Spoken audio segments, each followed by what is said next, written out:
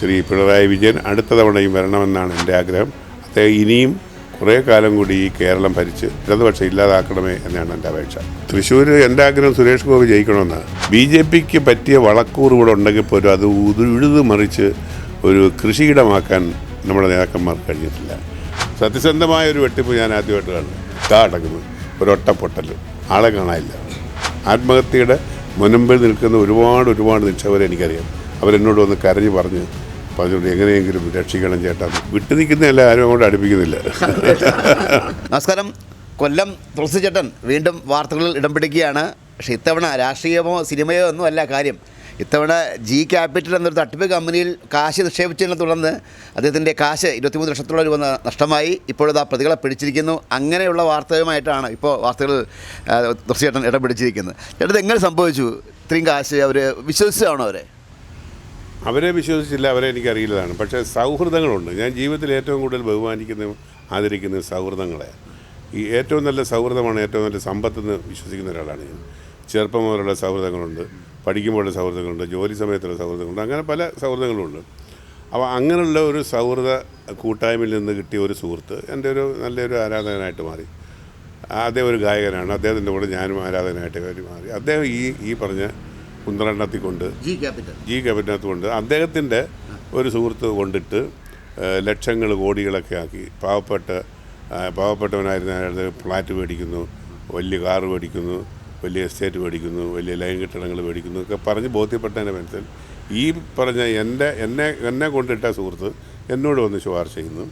എന്നെയും കൂടെ കയറ്റി അദ്ദേഹത്തിൻ്റെ വീട്ടിൽ പോകുന്നു. ആദ്യമേ 2 ലക്ഷം രൂപ ഇട്ടപ്പോൾ കൃത്യമായിട്ട്, അതായത് 1 ലക്ഷം രൂപ ഇട്ട് കഴിഞ്ഞാൽ പിറ്റേ ദിവസം മുതൽ 300 രൂപ വെച്ച് നമുക്ക് അക്കൗണ്ട് വരും. അത് തോയിട്ട് എല്ലാം ബാങ്ക് മുഖാന്തരമാണ്. അതാണ് സുതാര്യതയായി. ഇത്രയും സുതാര്യമായ ഒരു വെട്ടിപ്പ്, സത്യസന്ധമായ ഒരു വെട്ടിപ്പ് ഞാൻ ആദ്യമായിട്ട് കാണുന്നത്. കാര്യം എല്ലാം ബാങ്കിൽ കൊടുത്തു, ബാങ്ക് കൂടെ തിരിച്ചു വരുന്നു. അതൊക്കെ കണ്ടാൽ വിശ്വസിച്ചു പോകും. എത്ര ബോധമുള്ളവനായാലും എത്ര അറിവുള്ളവനായാലും ഏത് സ്ഥാനത്തിരുന്നവനായാലും ചില കാര്യങ്ങൾ നമ്മൾ വിശ്വസിച്ചു പോകും. കാര്യം ഇത് ബാങ്കിൽ കൂടി ഇടുന്നു, ബാങ്കിൽ കൂടെ എല്ലാം സ്വീകരിക്കത്തില്ല. ഇത് ഇട്ട ആളുകൾ നമ്മുടെ മുമ്പിൽ അനുഭവ സാക്ഷ്യങ്ങൾ പറയുന്നു, അത് നമ്മൾ നേരിട്ട് ബോധ്യപ്പെടുന്നു. അങ്ങനെയൊക്കെ പറയുമ്പോൾ നമ്മളെ ശുപാർശ ചെയ്യുന്ന സുഹൃത്തുക്കളാണ്. അങ്ങനൊരു അബദ്ധം എനിക്ക് പറ്റാൻ പാടില്ല, പക്ഷേ എനിക്ക് പറ്റിപ്പോയി. അങ്ങനെ ഇട്ടതാണ്. 2 ലക്ഷം രൂപ ഇട്ടിട്ട് പിന്നെ എനിക്ക് വന്നു തുടങ്ങിയാണ്. പിന്നെ ഞാൻ എൻ്റെ കയ്യിൽ ആകെ ഉണ്ടായിരുന്ന ഊറ്റിയെടുത്ത് അങ്ങ് ഇട്ട് കൊടുത്തു. കാര്യം പൈസ കിട്ടുമല്ലോ. ഡെയിലി ഇങ്ങനെ വന്നുകൊണ്ടിരിക്കുക. ബാങ്ക് പാസ്ബുക്ക് നിറയുന്നു. അങ്ങനെ ഒരു 5-6 ആഴ്ച വരെ കൃത്യമായിട്ട് വരുന്നു. അപ്പോൾ ഞാൻ അതിൻ്റെ ശൈലിയൊക്കെ മാറി. ഞാനിപ്പോൾ സന്തോഷവാനായിട്ട് ബന്ധുക്കൾക്ക് കൊടുക്കുന്നു, സ്വന്തക്കാർക്ക് കൊടുക്കുന്നു, ലാവിഷായിട്ട് അനാവശ്യമായിട്ട് യാത്രകളൊക്കെ ചെയ്യുന്നു. ഇങ്ങനെയൊക്കെ വന്നുകൊണ്ടിരുന്നപ്പോഴാണ് അടക്കുന്നത് ഒരൊട്ടപ്പൊട്ടൽ, ആളെ കാണാനില്ല. കാശ് വരാതിരുന്നപ്പോഴാണോ സംശയം ഉണ്ടായി? അല്ല, എല്ലാവർക്കും വരാതെ. നമ്മളെ ഗ്രൂപ്പുണ്ടല്ലോ, ആ ഗ്രൂപ്പ് ആർക്കും അതില്ല. ഗ്രൂപ്പിനകത്ത് വലിയ ആൾക്കാരുണ്ട്. ഞാനുമൊക്കെ അതിനകത്ത് ഒരു മീഡിയ ലെവലിലുണ്ട്. എന്നെ അറിയും. പക്ഷേ അതിനകത്ത് പന്നാണ് മനസ്സിലാകുന്നത്, ഇതിനകത്ത് പല ആളുകൾക്കും പുറത്ത് പറയാൻ പറ്റത്തില്ല. ഭാര്യയെ അറിയാതെ കൊണ്ടിട്ടവരുണ്ട്, ഭർത്താവ് അറിയാതെ കൊണ്ടിട്ടവരുണ്ട്, ബിസിനസ് അറിയാതെ കൊണ്ടിട്ടവരുണ്ട്, ഭാര്യ അറിയാതെ വീട് കൊണ്ടുവന്ന് പണയം വെച്ച് ഇട്ടവരുണ്ട്, ഭർത്താവ് അറിയാതെ ഭാര്യ കൊണ്ടുവന്ന് വീട് ലോൺ അടയ്ക്കാൻ വെച്ച കാശ് മറിച്ചിട്ടവരുണ്ട്. അങ്ങനെ പലരും ഇട്ടുണ്ട്. പലരുടെയും അവസ്ഥ വളരെ ദുഃഖകരമായി. ആത്മഹത്യയുടെ മുൻപിൽ നിൽക്കുന്ന ഒരുപാട് നിക്ഷേപരെ എനിക്കറിയാം. അവരെന്നോട് വന്ന് കരഞ്ഞ് പറഞ്ഞുകൊണ്ട് എങ്ങനെയെങ്കിലും രക്ഷിക്കണം ചേട്ടാ എന്ന്. ഞാൻ പറഞ്ഞു, ഞാനെന്ത് ചെയ്യാം, ഞാൻ ലീഡർഷിപ്പ് എടുക്കുക. അങ്ങനെ ഞാൻ ലീഡർഷിപ്പ് എടുത്ത് നമ്മളെല്ലാവരും അവരോചിച്ചു. പക്ഷേ അന്നേരം എല്ലാം ഇതിനെ ആരാണോ ഇതിൻ്റെ മുഖ്യ സൂത്രധാരൻ, അതായത് ഒറിജിനൽ കക്ഷിയല്ല, അവരെ മറ്റുള്ളവരുമായിട്ട് ബന്ധപ്പെടുത്തി 1-2 കക്ഷികളുണ്ട്. അവരെല്ലാവരും ന്യൂട്രൽ കളിച്ച് ഇവരിവിടുന്ന് എബ്സ്കൗണ്ട് പോയപ്പോൾ പോലും അവർ ഇയാളുമായിട്ട് ബന്ധപ്പെട്ട് നമ്മളെ കൊണ്ട് ഓരോ തിരക്കഥകൾ കേൾപ്പിച്ചു. നമ്മൾ വിശ്വസിച്ചു. 1.5 വർഷം അങ്ങനെ കളഞ്ഞു. അവസാനം ഞങ്ങൾ കേസ് കൊടുത്തു. ഞാൻ ആദ്യം കൊടുത്തത്. എല്ലാവരോടും ഞാൻ പറഞ്ഞു, നിങ്ങൾ കേസ് കൊടുക്കണം. പക്ഷേ പലർക്കും സോഴ്സ് കാണിക്കാനില്ല. ചിലർക്ക് വീട്ടുകാരറിയുമെന്നുള്ള ഭയം, ചിലർക്ക് നാട്ടുകാരറിയുമെന്നുള്ള ഭയം, ചിലർക്ക് മറ്റ് ചില ഭയങ്ങളുണ്ട് വെച്ച് അവർക്ക്. എനിക്കൊരു സോഴ്സ് കാണിക്കാനുണ്ട്. എനിക്ക് 23 ലക്ഷം രൂപയുള്ളൂ. സോഴ്സ് കാണിക്കാറുണ്ട്. ഞാൻ സോഴ്സ് കാണിച്ചു, കേസ് കൊടുത്തതിന് ശേഷം കേരള പോലീസിൻ്റെ അനാസ്ഥ എടുക്കാൻ കാര്യം അവർ കഴിവില്ലാത്തവരായിട്ടില്ല. അവർക്ക് സമയമില്ല. വലിയ ഉയർന്ന ഓഫീസർമാരൊക്കെ അവരെന്നോട് പറഞ്ഞു അവർക്ക് സമയമില്ല. പക്ഷേ അവർക്ക് സമയമുണ്ടെങ്കിൽ പ്രഷർ ചെലുത്തണം. അങ്ങനെ ഞാൻ മുഖ്യമന്ത്രിക്കും DGPക്കും ഒക്കെ ആവർത്തിച്ച് കൊടുത്തതിൻ്റെ പേരിൽ എന്നെ അറിയാവുന്നതുകൊണ്ട് എന്നോടൊരു ചെറിയൊരു soft corner museum police station അവർ ഇതിനെക്കുറിച്ച് അനുകരിച്ചു. 2 തവണ അവർ ഡൽഹിയിൽ പോയി അന്വേഷിച്ചിട്ടും വളരെ പെട്ടെന്നത് മിസ്സായിപ്പോയി. അങ്ങനെ അവർ വന്ന് കാര്യം പെട്ടെന്ന് എപ്പോഴും പോലുള്ള സാമ്പത്തിക ശേഷി അവർക്കില്ല. TA കിട്ടണമെങ്കിൽ അതിന് സമയമെടുക്കും. അങ്ങനെ കൊടുക്കാൻ സർക്കാരിന് പൈസയില്ല. അങ്ങനെ ഇരുന്നപ്പോൾ വീണ്ടും അവർ ഞാൻ കൊണ്ടുവന്ന് നവകേരള യാത്രയ്ക്ക് പെറ്റീഷൻ കൊടുത്തു. ആ നവകേരള യാത്രയ്ക്ക് ഞാനൊരു വാക്ക് പറഞ്ഞിരിക്കുന്നു. കേരള പോലീസിനെ കുറിച്ച് ആവർത്തിച്ച് കർമ്മോത്സുകരാണെന്ന് പറയുന്ന ജനതയും കേരള സർക്കാരും പ്രത്യേകിച്ച് അങ്ങും കേരള മുഖ്യമന്ത്രിയും എൻ്റെ ഈ കേസിൽ എന്തെങ്കിലും ഉചിതമായ ഒരു തീരുമാനം എടുക്കണമെന്ന് പറഞ്ഞുകൊണ്ട് ഒരു ചെറിയൊരു ഇതുമായിട്ട് കൊടുത്തു. അപ്പോൾ അതായിരിക്കാം അണ്ടർലൈൻ ചെയ്ത് അങ്ങോട്ട് വിട്ട് ഇദ്ദേഹത്തിൻ്റെ കേസ് പെട്ടെന്ന് അന്വേഷിക്കണമെന്ന് പറഞ്ഞിട്ടായിരിക്കണം. അറിഞ്ഞൂടാ. ഏതായാലും ഞാൻ 16-ാം തീയതി കൊടുക്കുന്നു.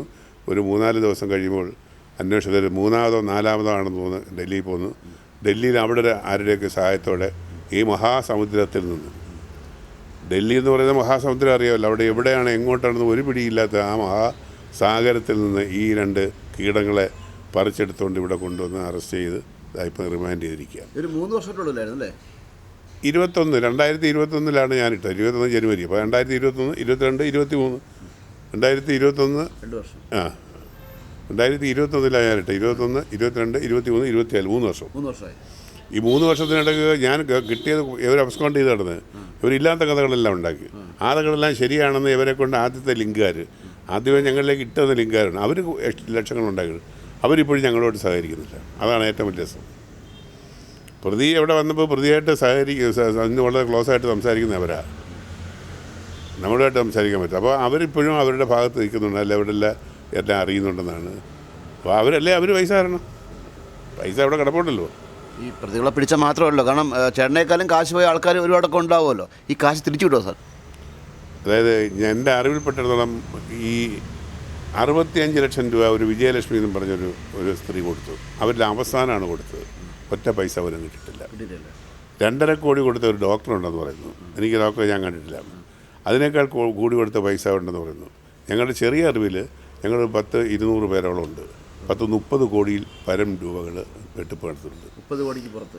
പലരും മുമ്പോട്ട് വരാത്ത സോഴ്സ് ഇല്ലാത്തതിൻ്റെ എല്ലാവർക്കും പരാതി കൊടുക്കാൻ പറ്റുന്നില്ല. അതാണ് അവസ്ഥ. അറ്റാച്ച്മെൻറ്റ് അയാൾക്ക് ഇനി എന്തൊക്കെ ഉണ്ടെന്നുള്ള കാര്യം അയാൾ വളരെ അടിച്ചു പൊളിച്ചാണ് ലൈഫ് എൻജോയ് ചെയ്ത് കഴിയുന്നതാണ്. അയാൾ ഇവിടെ 5 സ്റ്റാർ ഹോട്ടലിലാണ് താമസിച്ചത്. വിലപിടിപ്പുള്ള വേശ്യകളുമായിട്ട് അയാൾ അവിടെ ബന്ധപ്പെട്ടിട്ടുണ്ടെന്ന് പറയുന്നുണ്ട്. കൂടി സിഗരറ്റേ വലിക്കത്തുള്ളൂ. അങ്ങനെയൊക്കെ ഇടയ്ക്കുള്ള അറിവുകൾ കിട്ടുക. അപ്പോൾ അയാൾ പൈസ അയാളെ കാണും, എവിടെയെങ്കിലും കരുതിയിരിക്കും, അല്ലെങ്കിൽ ബന്ധുക്കളെ സ്വന്തക്കാരെ ആരുടെങ്കിലും പേരിലിട്ടിരിക്കും. അത് ക്വസ്റ്റ്യൻ ചെയ്യലിട്ട് മനസ്സിലാക്കണം. അങ്ങനെയാണെങ്കിൽ നമുക്ക് എന്തെങ്കിലും ചെയ്യാം. അല്ലെങ്കിൽ നമുക്ക് ഇങ്ങനെ പെട്ടി പോയി താക്കോല് കിട്ടിയെന്ന് പറഞ്ഞുകൊണ്ടിരിക്കാം. ചേട്ടൻ ഇടയ്ക്കുന്ന രാഷ്ട്രീയത്തിലൊക്കെ ഇറങ്ങിയായിരുന്നല്ലോ. ഇപ്പം സജീവമായ രാഷ്ട്രീയത്തിലൊന്നും കാണുന്നില്ല. എന്നെപ്പോലുള്ളവരൊന്നും അവർക്ക് വേണം. നിസ്വാർത്ഥരെയും ഒരു നല്ലവരെയൊന്നും അവർക്ക് വേണ്ട. തൽപര കക്ഷികളെയും. BJP-യിലേക്ക് ഞാനൊരു അടിസ്ഥാനപരമായിട്ട് ഞാൻ കോൺഗ്രസ്സുകാരനായിരുന്നു. ഇപ്പോഴും കോൺഗ്രസ് മൈൻഡാണ് ഉള്ളിനുള്ള. ഈ നരേന്ദ്രമോദി എന്നുള്ള ആ മഹാമനുഷ്യൻ്റെ ആ ഒരു വലിയ അദ്ദേഹം ചെയ്യുന്നതൊക്കെ കാണുമ്പോൾ ഇതുപോലൊരു ആൾ നമ്മൾ പണ്ട് കേരള അല്ല ഇന്ത്യ ഭരിച്ചിരിക്കുന്നതെന്ന് തോന്നിപ്പോകും. ഈ ഇന്ത്യ മഹാരാജ്യത്ത് നമ്മൾ മഹാരാജ്യം എന്ന് പറയുന്നത് ഒരു ചെറു രാജ്യം. ഇപ്പോഴല്ലേ ലോകം അറിയാൻ തുടങ്ങിയത്, ഇപ്പോഴല്ലേ ലോകം അംഗീകരിക്കാൻ തുടങ്ങിയത്, ഇപ്പോഴല്ലേ ലോകം മാതൃകയാക്കാൻ തുടങ്ങിയത്, ഇപ്പോഴല്ലേ സനാതന ധർമ്മം എന്ന് അറിയാൻ തുടങ്ങിയത്, ഇപ്പോഴല്ലേ എന്താണ് ഈ നമ്മുടെ ഈ ആയാസങ്ങൾ ജനം അറിയാൻ തുടങ്ങിയത്, ഇപ്പോഴല്ലേ നമ്മുടെ ആശയങ്ങളെക്കുറിച്ച് പൊതുജനങ്ങൾ അറിഞ്ഞ് പ്രാവർത്തികമാക്കാൻ തുടങ്ങിയത്. ഇത് മുമ്പേ ആയിരുന്നെങ്കിലോ നമ്മുടെ രാജ്യം എവിടെ എത്തുമായിരുന്നു. തൃശ്ശൂർ ആര് ജയിക്കും ചേട്ടാ? തൃശ്ശൂർ എൻ്റെ ആഗ്രഹം സുരേഷ് ഗോപി ജയിക്കണമെന്നാണ്. അങ്ങനെ സുരേഷ് ഗോപി ജയിക്കുകയാണെങ്കിൽ സുരേഷ് ഗോപിക്ക് വേണ്ടി ആവശ്യപ്പെടുകയാണെങ്കിൽ ഞാൻ പോയി നിൽക്കും. 12 വോട്ട് പിടിക്കാൻ പോകും. തീർച്ചയായിട്ടും പോകും. അത് പാർട്ടി നോക്കിയൊന്നുമല്ല, സുരേഷ് ഗോപി എന്നുള്ള വ്യക്തിത്വം. കാരണം സുരേഷ് ഗോപി ഇവിടെ കേന്ദ്രത്തിൽ എന്തായാലും BJP തന്നെ വരും, അതിന് സംശയമൊന്നും വേണ്ട. അങ്ങനെ BJP വന്നാൽ തൃശ്ശൂർ സുരേഷ് ഗോപി ജയിച്ചാൽ സുരേഷ് ഗോപി ഒരു മന്ത്രിയാകും. അങ്ങനെ സുരേഷ് ഗോപി ജയിച്ചാൽ കേരളത്തിന് വേണ്ടി എന്തെങ്കിലുമൊക്കെ കിട്ടാതിരിക്കുന്നത്. ഇപ്പോഴും കിട്ടിക്കൊണ്ടിരിക്കും, ധാരാളം കിട്ടുന്നുണ്ട്. ഇപ്പോൾ ഇന്നലെയൊക്കെ ഇവിടെ വന്ന് കാണിക്കുന്നതല്ല എന്തെല്ലാം പ്രോജക്റ്റുകളുമായിട്ടും എന്തെല്ലാം ധനസഹായങ്ങൾ അദ്ദേഹം ചെയ്യുന്നത്. അതൊക്കെ വിസ്മരിച്ചുകൊണ്ട് അതെല്ലാം ഇടതുപക്ഷത്തിൻ്റെ ആണ് എന്ന് വരുത്തി തീർക്കാൻ ഇവർക്ക് കഴിയുന്നുണ്ട്. അതിനെ പ്രതിരോധിക്കാൻ നമ്മുടെ ഇവിടുത്തെ BJP പാവം അടുത്ത നേതാക്കന്മാർക്ക് കഴിയുന്നില്ല. അവിടെയാണ് ഇവരുടെ പരാജയവും ഇടതുപക്ഷത്തിൻ്റെ വിജയവും. അതുകൊണ്ട് പിന്നെ മറുവശത്ത് പ്രതാപൻ തന്നെ വീണ്ടും ജയിച്ചു വന്നിരുന്നതാണ്. ഇതുപോലെ അവിടെ പോയി എവിടെങ്കിലും ഒതുങ്ങി കൂടിയിരിക്കാം. അല്ലാതെ അവിടെ പോയി എന്തെങ്കിലും നേടിയെടുക്കാനോ എന്തെങ്കിലും നല്ല ഇംഗ്ലീഷ് പറയുന്നത് എന്തോന്ന് മനസ്സിലാക്കാനോ ഇംഗ്ലീഷ് പറയുന്നത് കേൾക്കാനോ മനസ്സിലാക്കാൻ കഴിയാത്ത ഒരാൾ പാർലമെൻറ്റിൽ പോയിട്ട് എന്താ കാര്യം? അപ്പോൾ ചോദിക്കും നോർത്ത് ഇന്ത്യയിൽ ഒരു വിവരമില്ലാത്തവർക്ക് അവിടെ അത് മതി. വിവരമില്ലാത്തവരുടെ ഒരു പൊതുസമ്മേളനമാണല്ലോ പലപ്പോഴും അവിടെ നടക്കാറുള്ളത്. ചേട്ടനിപ്പോൾ സിനിമയിൽ അത്ര സജീവമായിട്ട് കാണുന്നില്ല, വിട്ടു നിൽക്കുന്നതാണോ? അത് വിട്ടു നിൽക്കുന്നതല്ല, ആരും അങ്ങോട്ട് അടുപ്പിക്കുന്നില്ല. അടുപ്പിക്കുന്നില്ല. ഞാൻ ക്യാൻസർ ബാധിച്ചു, 75 വയസ്സായി, ശാരീരികമായ അസ്വസ്ഥതകളുണ്ട്. അപ്പോൾ എൻ്റെ ശാരീരികമായ അസ്വസ്ഥതകൾ അറിഞ്ഞ് ഒരു വേഷം തരാൻ പലരും മുതിരുന്നില്ല. എങ്കിലും ഇടയ്ക്കിടയ്ക്ക് ചില ആളുകൾ നമ്മൾ ഇരുന്നുകൊണ്ട് ഡയലോഗ് അടിക്കാനൊക്കെ ചില മന്ത്രി വേഷമൊക്കെ തരുന്നുണ്ട്. അതുകൊണ്ട് തൃപ്തി തൊട്ട് പോകുന്നു. കേരളത്തിൻ്റെ അടുത്ത രാഷ്ട്രീയ ഭാവി എന്തായിരിക്കും? ഇടതുപക്ഷമായിരിക്കുമോ, കോൺഗ്രസ് ആയിരിക്കുമോ, ഇനി BJP വരാൻ സാധ്യതയുണ്ട്? ചേട്ടൻ്റെ ഒരു വ്യൂ പോയിന്റിൽ എന്തായിരിക്കും സംഭവിക്കാൻ പോകുന്നത്? BJP ഏതായാലും വരാൻ സാധ്യതയില്ല. കാര്യം BJP വളർന്നിട്ടില്ല.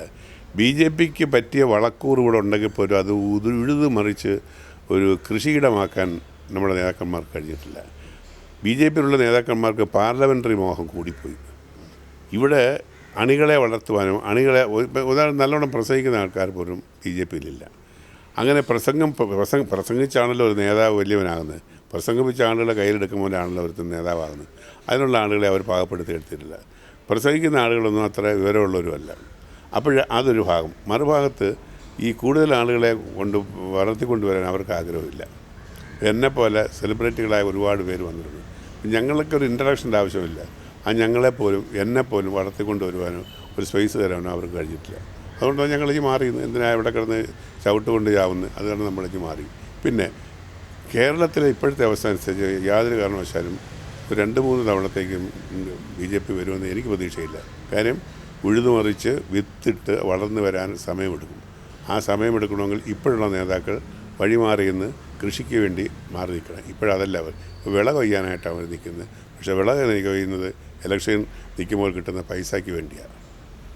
ചേട്ടനിടയ്ക്ക് ഒരു MLA ആ ഒരു മത്സരിക്കാൻ പോകുന്നു എന്നൊക്കെ ഒരു വാർത്ത വന്നായിരുന്നു. കുണ്ടറയോ മറ്റോ അല്ലേ? കുണ്ടറയിൽ നിൽക്കാനായിട്ട് എന്നോട് പറഞ്ഞു.